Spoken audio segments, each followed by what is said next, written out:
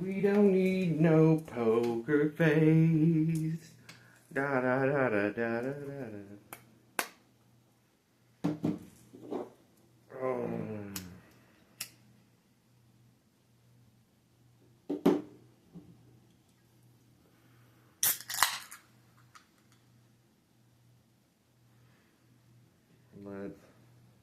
Let's fucking go, baby.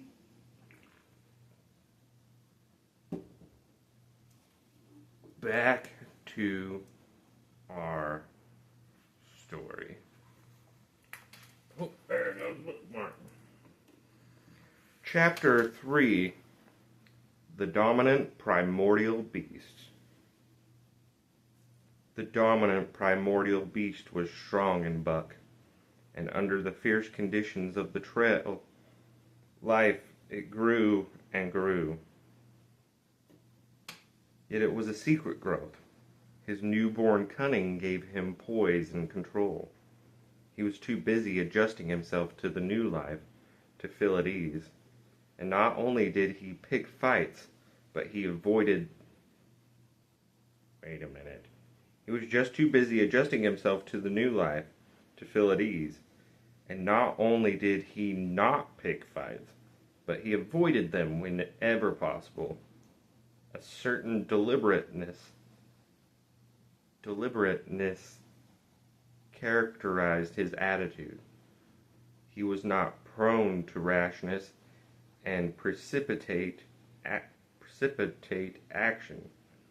And in the bitter hatred between him and Spitz, he betrayed no impatience, shunned all offensive acts. Jesus, Murphy. On the other hand, possibly because he divined in Buck a dangerous rival, Spitz never lost an opportunity of showing his teeth. He even went out of his way to bully Buck, striving constantly to start the fight which could end only in the death of one or the other. Early in the trip, this might have taken place, had it not been for an unwanted accident. At the end of the day, they made a bleak and miserable camp on the shore of Lake Labarge, driving snow, a wind that cut through like a hot white knife, and darkness had forced them to grope for a camping place. They could hardly have fared worse. At their backs rose a perpendicular wall of rock, and Perrault and Franco were compelled to make their fire and spread their sleeping robes on the ice of the lake itself. The tent they had discarded at Dia in order to travel light, a few sticks of driftwood, furnished them with a fire that thawed down through the ice, and left them to eat supper in the dark. That's no fun. Eat supper in the dark and cold. That's fucking bummer. Close in under sheltering rock, Buck made his nest.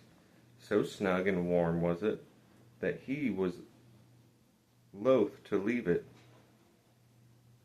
When Franco distributed the fish, which had first thawed over the fire, but when Buck finished his ration and returned, he found his nest occupied. A warning snarl told him that the trespasser was Spitz. Till now, Buck had avoided trouble with his enemy, but this was too much. The beast in him roared. The beast in him roared. Shit. He sprang upon Spitz with a fury which surprised them both. And Spitz, particularly, for his whole experience with Buck, had gone to teach him that his rival was an unusually timid dog, who managed to hold his own only because of his great weight and size. Franco was surprised too. When they shot out in the triangle from the disrupted nest, and he divined the cause of the trouble. "Ah!" he cried to Buck. "Give it to him! By God, give it to him, the dirty thief!"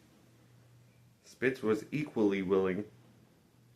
He was crying with sheer rage and eagerness as he circled back and forth for a chance to spring in. Buck was no less eager and no less cautious, as he likewise circled back and forth for the advantage. But it was then that the unexpected happened, the thing which projected their struggle for supremacy far into the future, past many a weary mile of a trial and toil. An oath from Perrault, the resounding impact of a club upon a bony frame, and a shrill yelp of pain, heralding the breaking forth of pandemonium. The camp was suddenly discovered to be alive with skulking furry forms, starving huskies, 4 or 5 score of them, who had scented the camp from some Indian village. They had crept in while Buck and Spitz were fighting, and when 2 men sprang among them with stout clubs, they showed their teeth and fought back. They were crazed by the smell of food. Perrault had found one with head buried in the grub box. His club landed heavily on the gaunt ribs, and the grub box was capsized on the ground. On the instant, a score of famished brutes were scrambling for the bread and bacon. The clubs fell upon them. Unheeded, they yelped and howled under the rain of blows, but struggled nonetheless till the last crumb had been devoured. "Oh shit, you guys are dead. You got no food in the middle of the wintry fucking wilderness? These guys are fucking dead." That's all I got to say. You guys fucked up. In the meantime, the astonished team dogs had burst out of their nests, only to be set upon by the fierce invaders. Never had Buck seen such dogs. It seemed as though their bones would burst through their skin. They were mere skeletons, draped loosely in draggled hides, with blazing eyes and slavered fangs. But the hunger madness made them terrifying, irresistible. There was no opposing them. The team dogs were swept back against the cliff. At first, the team dogs were swept back against the cliff at the first onset. There we go. Buck was beset by 3 huskies, and in a trice his head and his shoulders were ripped and slashed. The din was frightful. Billy was crying as usual. Dave and Solex, dripping blood from a score of wounds, were fighting bravely side by side. Joe was snapping like a demon. Once his teeth closed on the foreleg of a husky, and he crunched down through the bone. Pike, the malingerer, leaped upon a crippled animal, breaking its neck with a quick dash of teeth and a jerk. Buck got a frothing adversary by the throat and was sprayed with blood. When his teeth sank through the jugular, the warm taste of it in his mouth goaded him greater fierceness.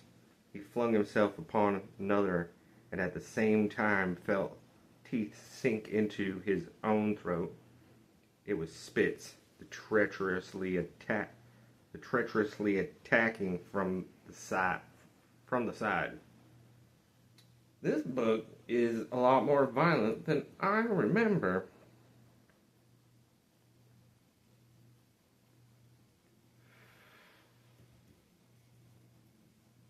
But cool. That's still cool. Whatever. Perrault and Franco, having cleaned out their part of the camp, hurried to save their sled dogs. The wild wave of famished beasts rolled back before them. and Buck shook himself free. But it was only for a moment. The two men were compelled to run back to save the grub, upon which the Huskies returned to attack on the team. Billy, terrified into bravery, sprang through the savage circle and fled away over the ice. Pike and Dub followed on his heels with the rest of the team behind, as Buck drew himself together to spring after them. Out of the tail of his eye, he saw Spitz rush upon him with the evident intention of overthrowing him. Once off his feet and under that mass of huskies, there was no hope for him. But he braced himself to the shock of Spitz's charge, then joined the flight out on the lake. Later, the 9 team dogs gathered together and sought shelter in the forest. Though unpursued, they were in a sorry plight. There was not one who was not wounded in 4 or 5 places, while some were wounded grievously. Dub was badly injured in the hind leg. Dolly, the last husky added to the team at Dia, had badly torn throat. Joe had lost an eye, while Billy,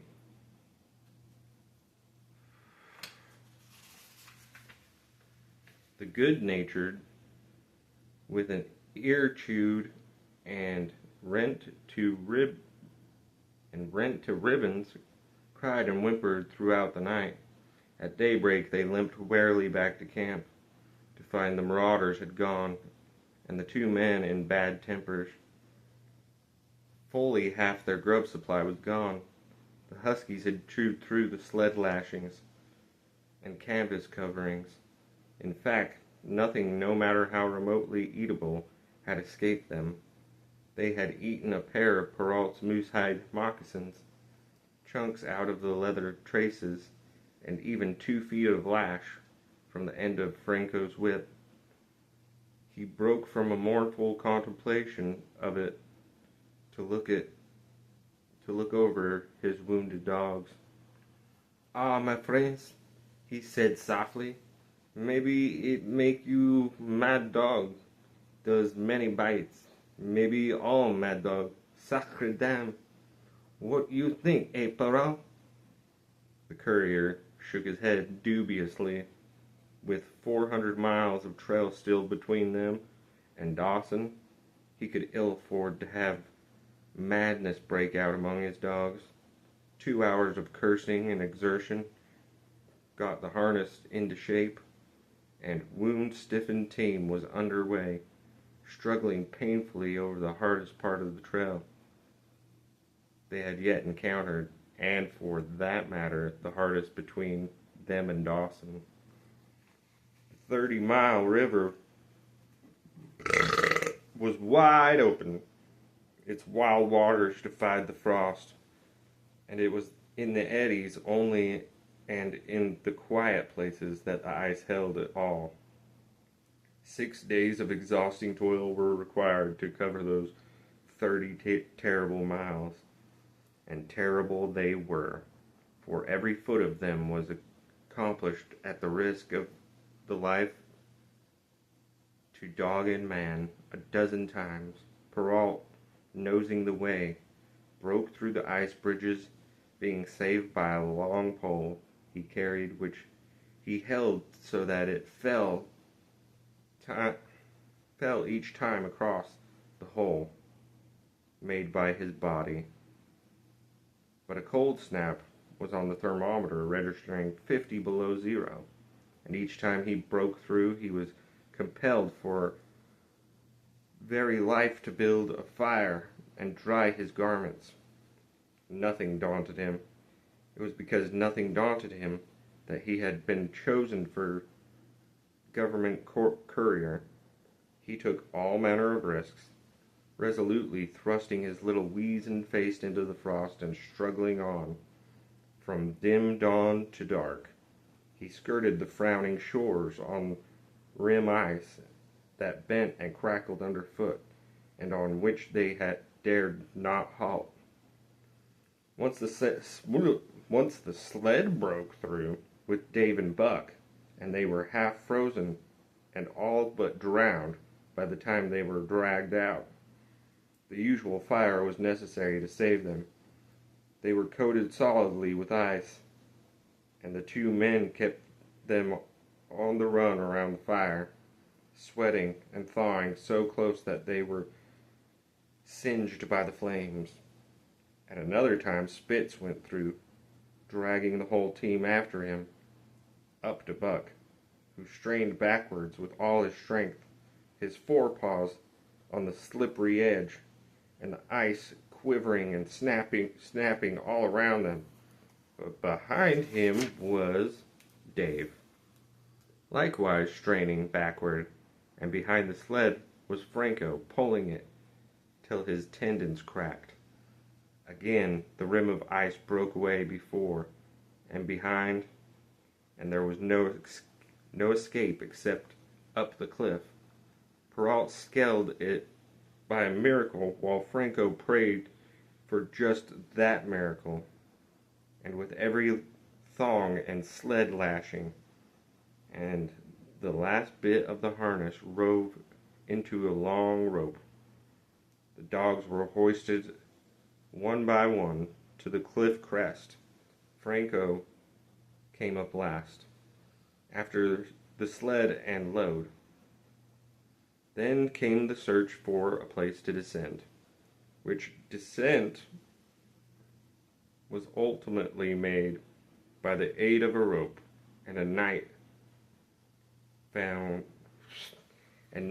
them back on the river with a quarter mile to the day's credit. Good Lord. By the time they made the, holy shit, Hoodalinkwa, and Good Eyes, Buck was played out. The rest of the dogs were in like condition, but Perrault, to make up lost time, pushed them late and early. The first day they covered 35 miles to the Big Salmon. The next day, 35 more to the Little Salmon. And the third day, 40 miles, which brought them well up toward the Five Fingers. Buck's feet were not so compact and hard as the feet of the Huskies. His had softened during the many generations since the day his last wild ancestors was tamed by a cave dweller or a riverman. All day long he limped in agony, and camp once made, lay down like a dead dog. Hungry as he was, he would not move to receive his ration of fish, which Franco had to bring to him. Also, the dog driver rubbed Buck's feet for half an hour each night after supper, and sacrificed the tops of his own moccasins to make 4 moccasins for Buck. This was a great relief, and Buck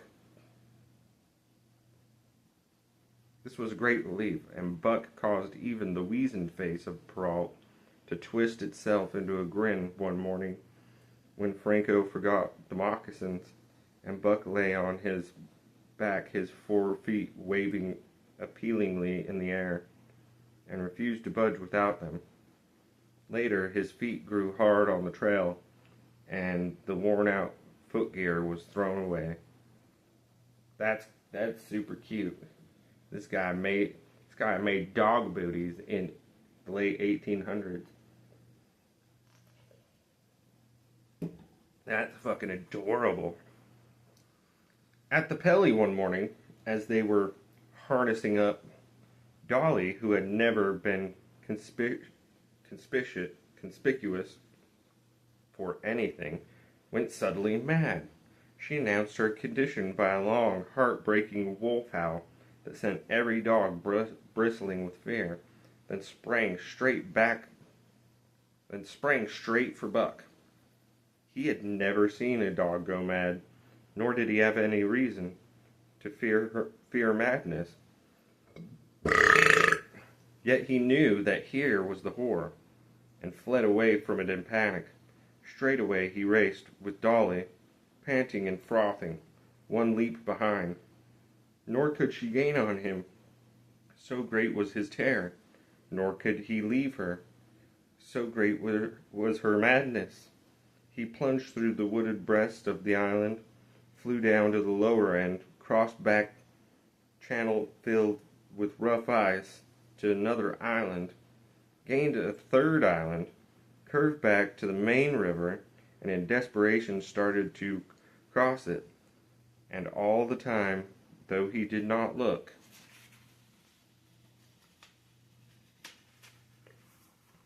he could hear her snarling just one leap behind. Franco called to him a quarter mile away, and he doubled back still one leap ahead, gasping painfully for air, and putting all his faith that Franco would save him. The dog driver held the axe poised in his hand, and Buck shot past him. The axe crashed down upon Dolly's head. Mad Dolly's head. Buck staggered over against the sled, exhausted, sobbing for breath, helpless. This was Spit's opportunity. He sprang upon Buck, and twice his teeth sank into his unresting foe, unresisting foe, and ripped and tore flesh to the bone. Then Franco lash descended, and Buck, the satisfaction of watching Spitz receive the worst whipping as of yet administered to any of the team. "One devil that Spitz," remarked Perrault. "Some day he killed that buck. That buck 2 devils," was Franco's rejoinder. "All the time I watch that buck, I know for sure. Listen, some damn fine day, him get mad like hell, and then him chew that Spitz all up, spit him out on the snow. Sure I know."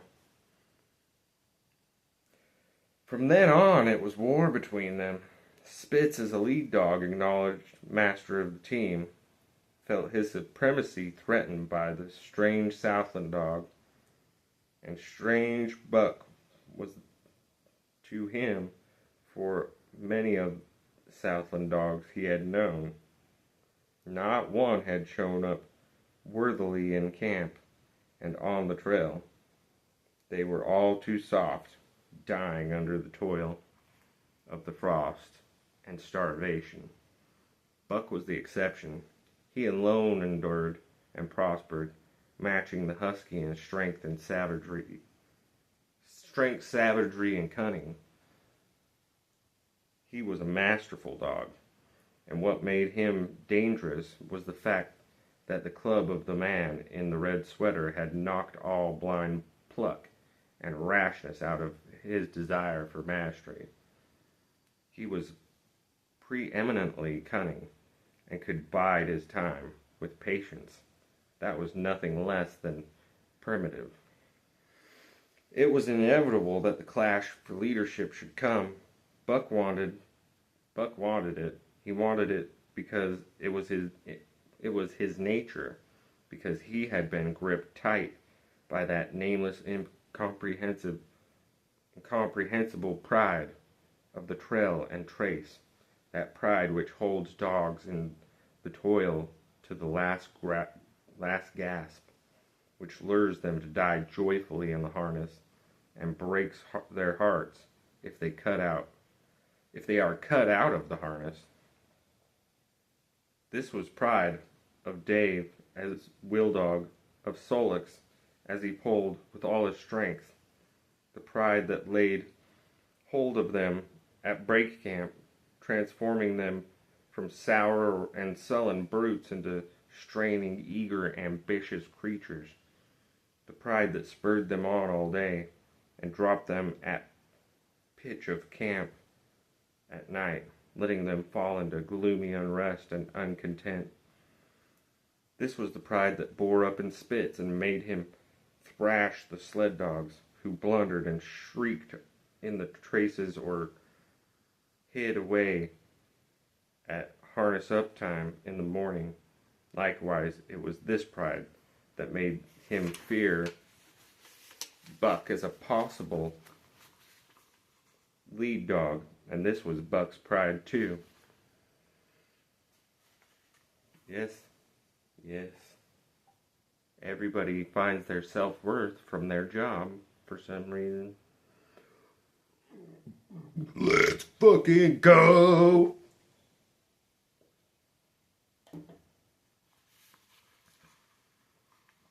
He openly threatened the other's leadership. He came between him and the shirks he should have punished. And he did it deliberately. One night, there was a heavy snowfall. And in the morning, Pike and the malingerer did not appear. He was securely hidden in his nest under a foot of snow. Franco called him and sought him in vain. Spitz was wild with wrath. He raged through the camp, smelling and digging in every likely place, snarling so frightfully that Pike heard and shivered his hiding place. But when he was at last unearthed, and Spitz flew at him to punish him, Buck flew with equal rage in between. So unexpected was it, and so shrewdly managed, that Spitz was hurled backward off his feet. Yay! Go, motherfucking Buck! Kick that bitch's ass! Okay, where was I? Hurled backward off his feet. Pike, who had been trembling abjectly, took heart at this open mutiny and sprang upon his overthrown leader. Buck, to whom fair play was a forgotten code, likewise sprang upon Spitz. But Franco, chuckling at the incident while unswerving in the administration of justice, brought his lash down upon Buck with all his might. This failed to drive Buck from his prostrate rival. This failed to drive Buck from his prostrate rival, and the butt of the whip was brought into play. Half stunned by the blow, Buck was knocked backward, and the lash laid upon him again and again, while Spitz soundly punished the many times offending Pike. In the days that followed, as Dawson grew closer and closer, Buck still continued to interfere between Spitz and the culprits. But he did it craftily when Franco was not around. With the covert mutiny of Buck, a general insubordination sprang up and increased. Dave and Solix were unaffected, but the rest of the team went from bad to worse. Things no longer went right. There was a continual bickering and jangling. There's continual bickering and jangling. Trouble was always afoot, and at the bottom of it, it was Buck. He kept Franco busy, for the dog driver was in constant apprehension of life and death struggle between the two, which he knew must take place sooner or later, and on more than one night the sounds of quarreling and strife among the other dogs turned him out of his sleeping robe, fearful that Buck and Spitz were at it. But the opportunity did not present itself, and they pulled into Dawson one dreary afternoon, with the great fight still to come. Here were many men and countless dogs, and Buck found them all at work. It seemed the ordained order of things that dogs should work. All day they swung up and down the main street in long teams, and in the night their jingling bells still went by. They hauled cabin logs and firewood, freighted up to the mines, and did all manner of work that horses did in Santa Clara Valley. Here and there Buck met a Southland dog, but in the main they were wild wolf husky breed. Every night regularly at 9, at 12, at 3 they lifted a nocturnal song, a weird eerie chant in which it was Buck's delight to join.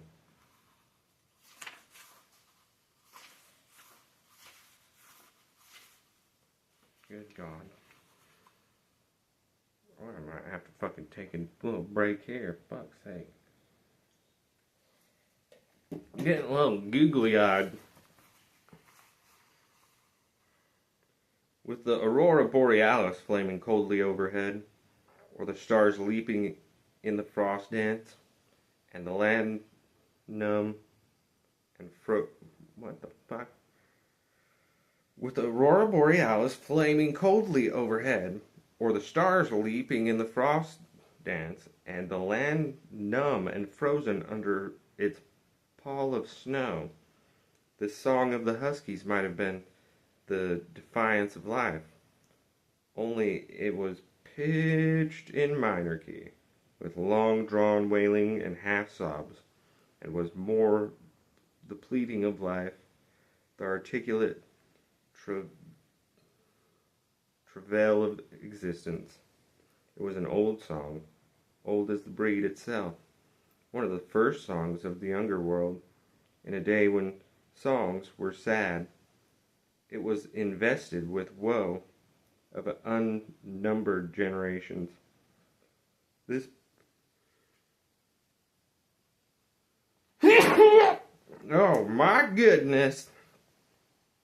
This plaint, by which Buck was so strangely stirred, when he moaned and sobbed, it was with the pain of living that was of